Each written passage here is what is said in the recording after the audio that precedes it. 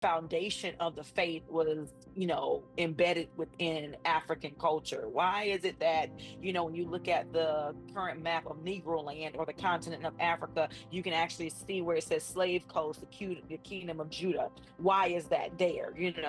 What is the significance of those things? And how is it that, when you look at Deuteronomy and it talks about the people being scattered to the four corners of the earth as a result of their disobedience, why do we fit that? But you have another sect of people taking credit for it. So I had all of these questions. And, as I started to understand, especially in Leviticus, you start to understand genealogy and, how, the descendants of these people and why certain things are the way they are. How did your family react as you were converting and now that you ascribe to be a Jew?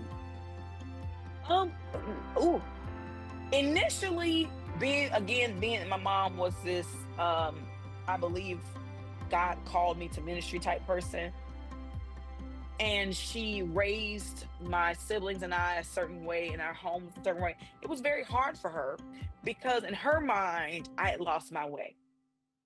Not just that, I used to work at the housing authority. I can't tell you the number of times I was told by people who looked like me that I was going to hell for some for some reason or another, and I couldn't understand that.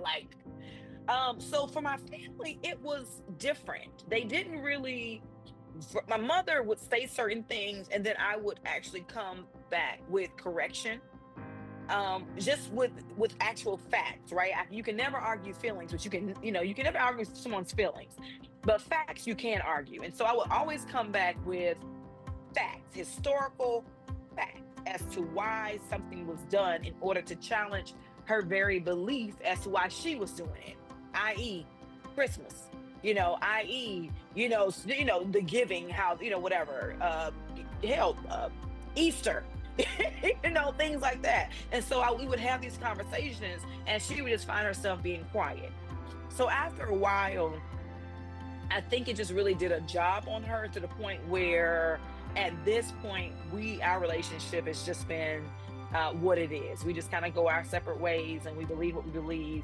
But for the most part, my family has not given me any heartache. I think it's more so people on the outside, when they find out that I'm not what most Black Americans are, that they look at me a little different. And I hear things like, "Oh, I've never met a Black Jew before." And I was like, "Well, I'm the same person you met before you knew."